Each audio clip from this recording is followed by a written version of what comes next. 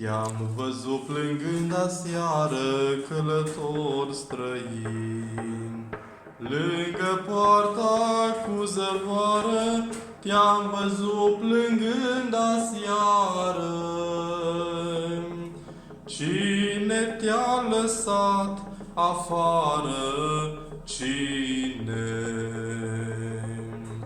Stând în ceața friguroasă, singur pe cărare, plâns sângele ți înghețasă, stând în noaptea friguroasă, care nu te-a dus în casă, care pe căi triste cu noroaie ai rămas străin.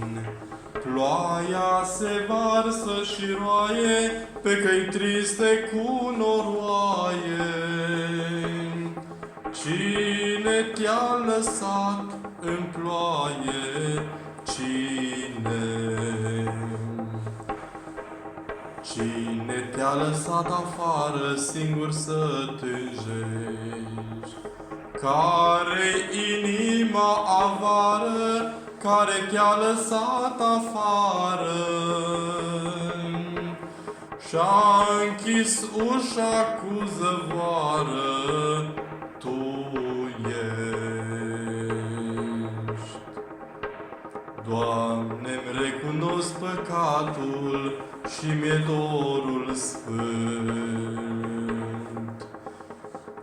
Numai eu sunt vinovatul, nu e, Doamne, nimeni altul.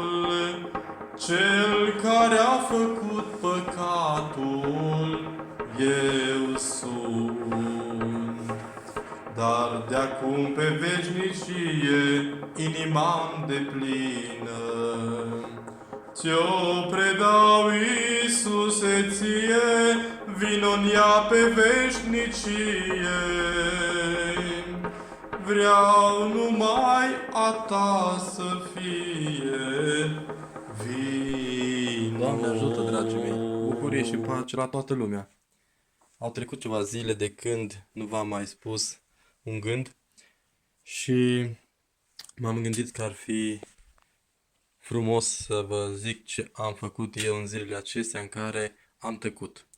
Am tăcut, m-am lipsit și de televizor și de telefon, pentru că dacă stăm mult la aceste mijloace de comunicare, ne afectează foarte mult sănătatea noastră.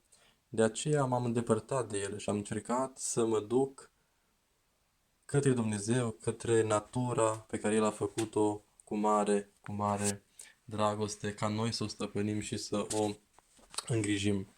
De aceea, dragii mei, trebuie să ne îngrijim și sufletele noastre și trupurile noastre și să ne ferim, să ne îngrijim, cum se zice, de noi.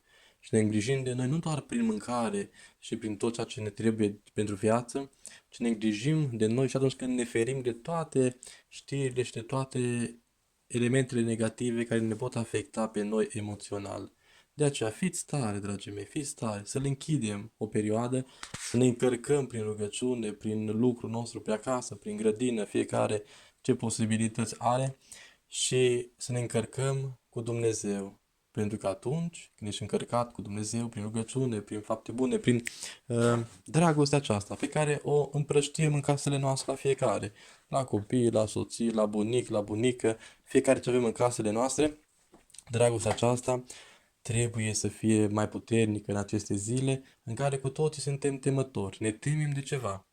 Și acest ceva este un necunoscut, pe care doar Dumnezeu îl cunoaște. Și cel care îl cunoaște, adică Dumnezeu, poate să ne scape din primejdia aceasta în care se află lumea întreagă. Dar în toate, dragii mei, este și o învățătură. O pedeapsă care vine asupra unui copil vine ca să se îndrepteze, ca să se ducă pe cărarea cea dreaptă. La un moment dat, când eram tânăr, la părinții mei, și făceam pari pentru vie.